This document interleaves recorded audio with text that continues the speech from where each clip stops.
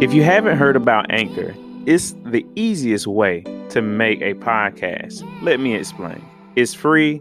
There's creation tools that allow you to record and edit your podcast right from your phone or computer. Anchor will distribute your podcast for you so it can be heard on Spotify, Apple Podcasts, and many more. You can make money from your podcast with no minimum listenership. It's everything you need in one place. Download the free Anchor app or go to anchor.fm to get started. Hi, I'm Quentin. Hi, I'm Brianna. And this is Resilient Love, a podcast about love, tips on life, and how to level up in your business. Let's get started.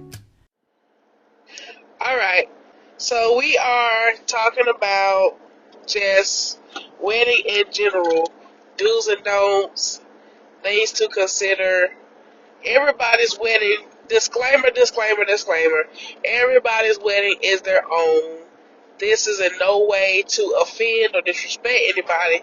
However, based on being a guest and based on having our own wedding, here are a few things that we have kind of summarized and hope it helps a future bride and groom in their wedding planning. So, my husband Quentin is here with me, and we're going to talk about this. So, go ahead, babe. Let them know what your thoughts are.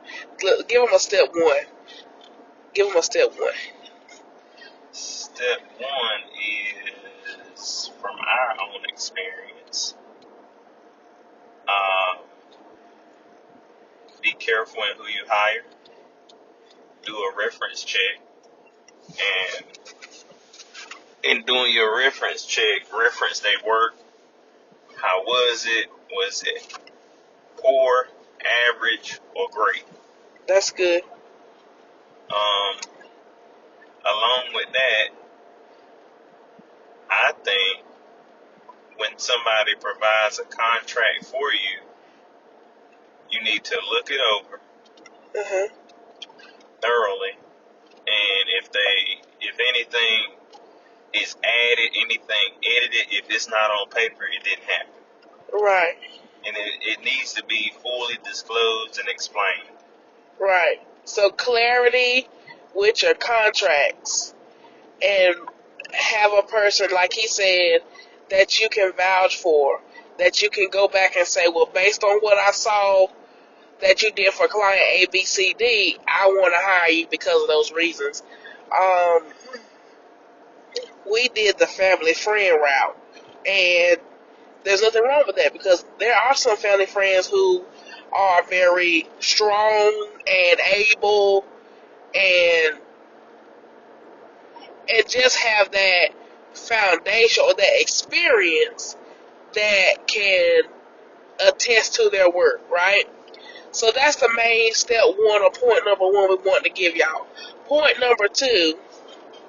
Money should always line up with experience. Yes. Again, going back to that contract, what the person charges you. Now you might say, well, how can y'all say what they charge you should match? Well, look at it like this. We're gonna make it simple for you. If you go to Dollar Tree and purchase a tablecloth for a birthday party, but you go to Michael's and purchase a tablecloth, you know the price point is different. Dollar Tree's cloth is $1. Michael's tablecloth is probably going to be about $12. But the longevity of the cloth would be from Michael's, because the one from Dollar Tree is not going to last. I know that for a fact because I use Dollar Tree cloths with my students, and it lasted us for a solid month. And now we have holes and it's stretched out, and because it's a plastic cloth. So, of course, you want to make sure whoever you hire, their quality matches the quantity. Okay, quality and quantity do matter. It really does matter, because budget. That's the main key for number one, your budget. If your budget has two components, right? The first component is what you want. The second component is what you can afford. Because you might want some people hanging from the ceilings to play violins. But what you can't afford is a CD player, you know? So be realistic in your planning, okay? And if somebody bless you with funds to help your wedding vision, awesome. But for real, y'all, be realistic in your planning, be realistic with your budget, and know that you have to live after you say I do. There is still life after I do. There are still bills after I do. You do not want to add to your bill list, which thank God we don't have to say that we do, but you don't want to have bills left over after I do. You want every bill that was related to your wedding to be cleared or paid in full, either before the wedding or in your wedding month. So if you got married in August, if your wedding was August 2nd, you should have all your bills paid for by August 2nd or by August 31st. You don't want nothing past that wedding month. That's a major, major tip. Okay, we talked about the contract, we talked about the wedding planner or coordinator, and we talked about budget. What's another aspect when it comes to this wedding planner that we should talk about, Q? Um, get the most out of your money. Don't try to. Sometimes you can really lose money more with trying to save money. So sometimes it's just better to go ahead And, and pay for it all in one, and then have experienced people that can provide your location as well as your food. Don't try to put everything as an all-in-one on a person, or don't give a person a task that they have not done it or they don't do it on a regular.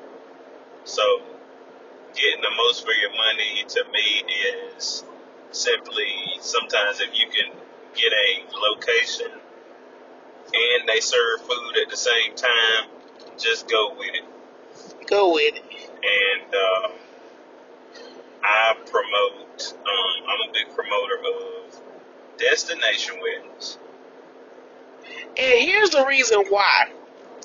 We say destination weddings because, number one, those individuals, like for example, a very good friend of ours, when it was in Cancun, Mexico.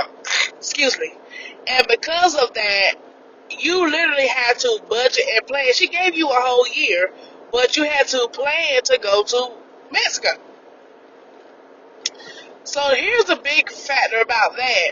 Those who can go, as in monetarily, they are going to go. But those who cannot, of course, that cuts down on your budget because you literally are telling people like, hey, open wedding, if you can get here. I mean, of course you have a list. Let's be realistic. You have a list. You have a head count. But after you do your list and your head count, if for whatever reason, okay, he's watching me drive, y'all. Hold on. For whatever reason, let's just say you cannot go. Well, if you have a destination wedding, you already have in your head, I get to enjoy the location in which I'm at. I get to get married to my best friend. And I actually get to have like a part two at the same destination, or we can leave from this destination and go to another one. And those who were invited and able to come get to experience the beauty of a destination wedding. I mean, think about it. You might say, well, a destination wedding could be, I live in Raleigh, but the wedding is in Virginia. Well, no, yeah, you could say destination, but we are really talking about like a cruise wedding or a wedding in Jamaica or a wedding in Paris. Like, we're talking about locations that's not your average. Like, everybody can't just jump in a car and go. That's the locations that we're talking about. Or if you live in Charlotte, but you found a location that you really love and like, and it's in the Atlanta area, then have it in the Atlanta area, and whoever Can is, make it. yeah, whoever can make it and whoever really supposed to be there and want to be there will be there, and those that are not will just see it on social media. Exactly.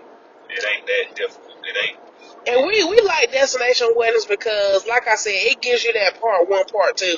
It gives you your wedding and it gives you your honeymoon in the same place.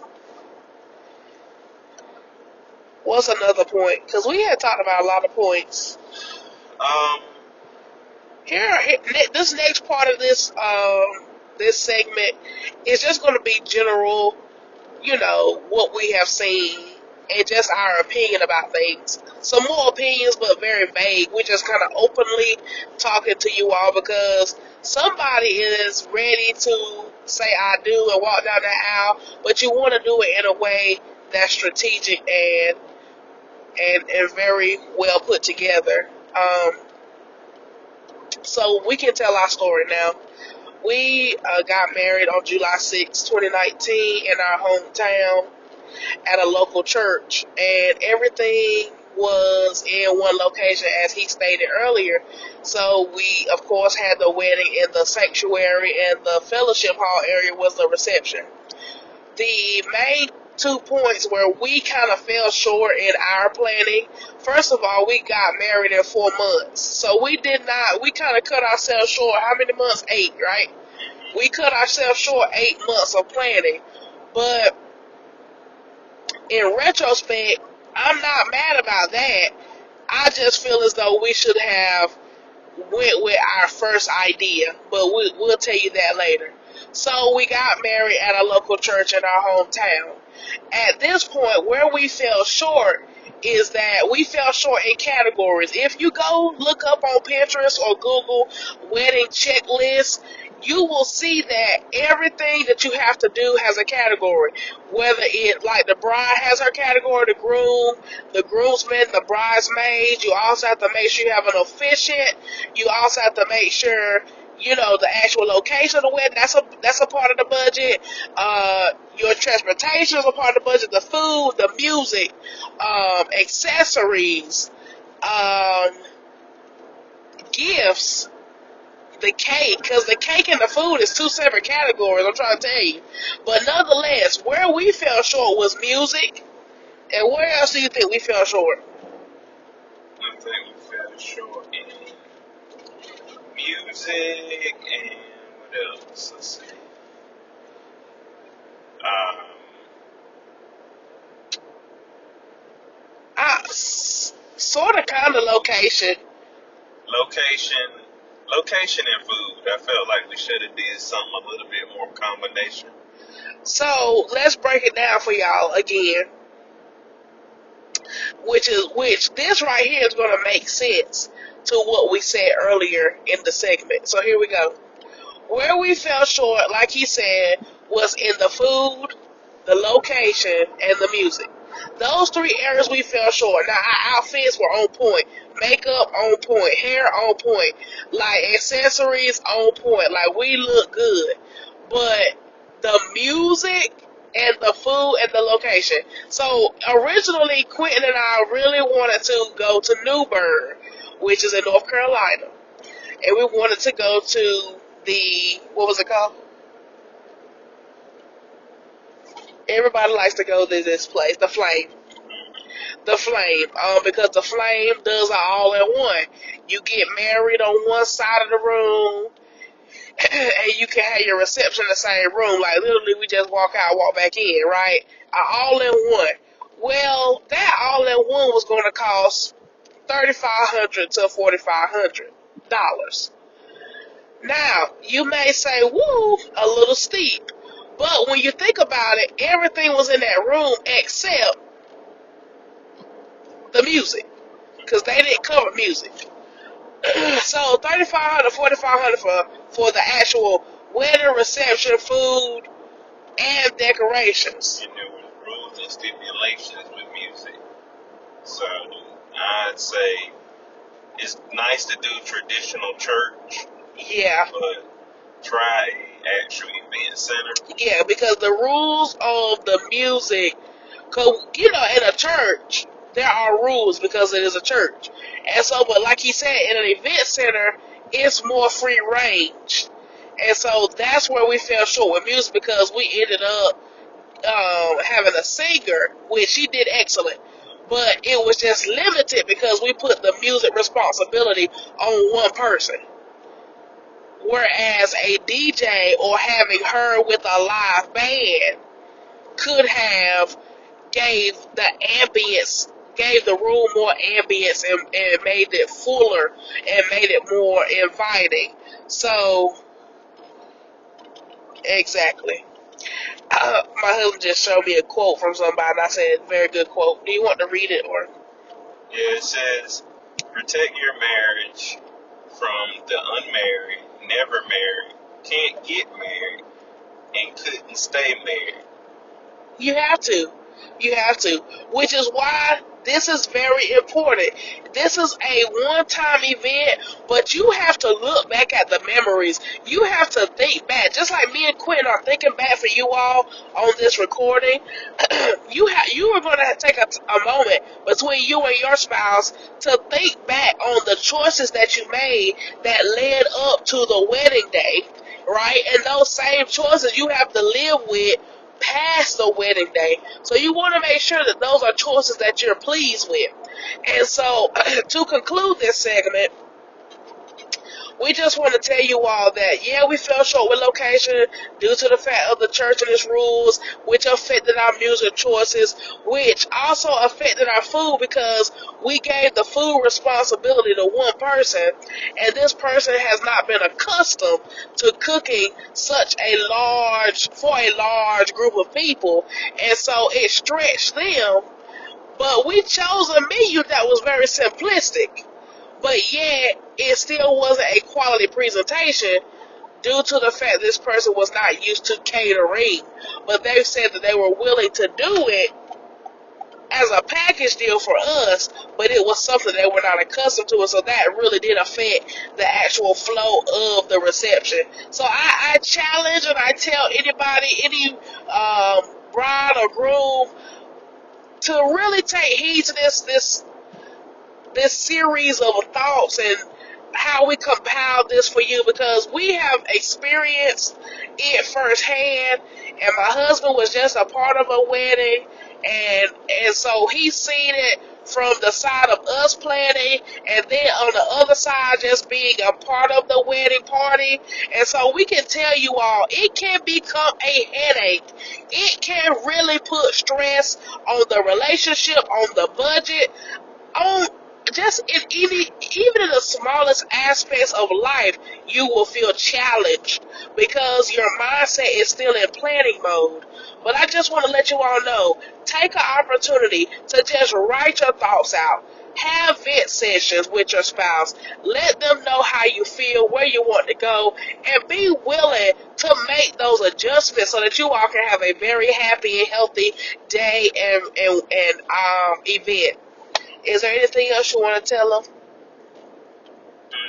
Nothing besides, keep it simple and remember, we just trying to get married.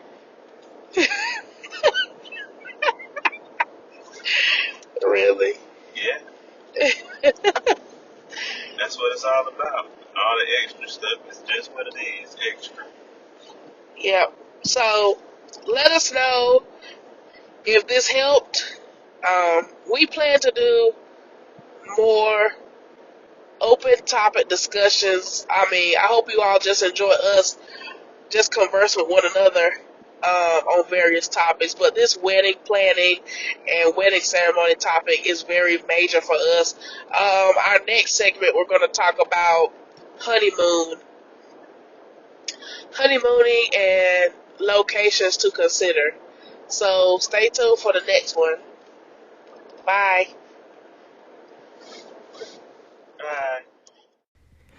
Thanks for listening to our podcast, Resilient Love.